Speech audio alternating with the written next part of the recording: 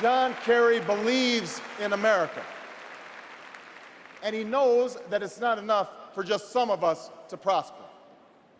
For alongside our famous individualism, there's another ingredient in the American saga, a belief that we're all connected as one people.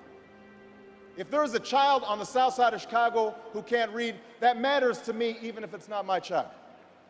If there's a senior citizen somewhere who can't pay for their prescription drugs and having to choose between medicine and the rent, that makes my life poor even if it's not my grandparent. If there's an Arab American family being rounded up without benefit of an attorney or due process, that threatens my civil liberties.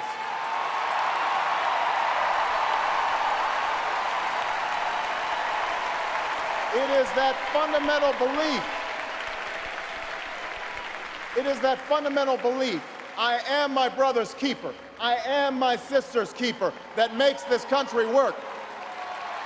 It's what allows us to pursue our individual dreams and yet still come together as one American family.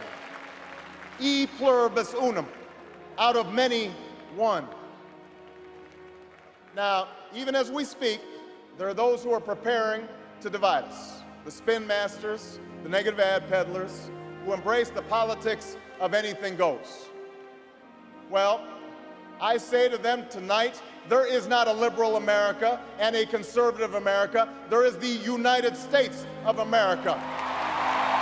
There is not a black America and a white America and Latino America and Asian America. There's the United States of America.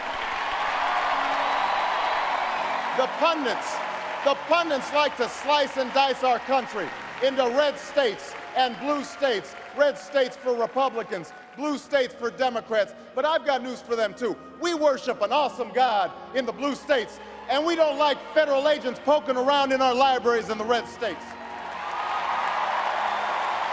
We coach Little League in the blue states, and yes, we've got some gay friends in the red states. There are patriots who opposed the war in Iraq, and there are patriots who supported the war in Iraq. We are one people, all of us pledging allegiance to the Stars and Stripes, all of us defending the United States of America.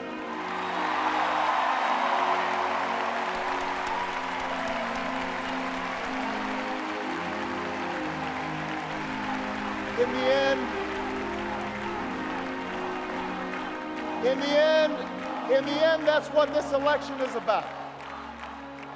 Do we participate in a politics of cynicism, or do we participate in a politics of hope?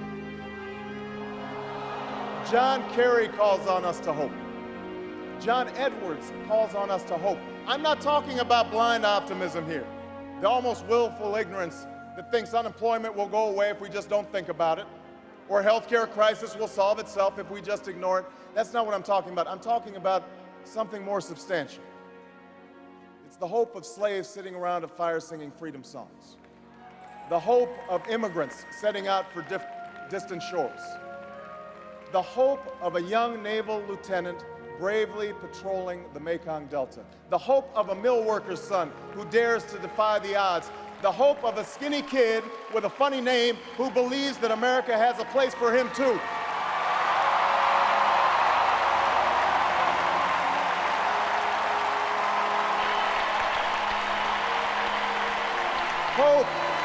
Hope in the face of difficulty.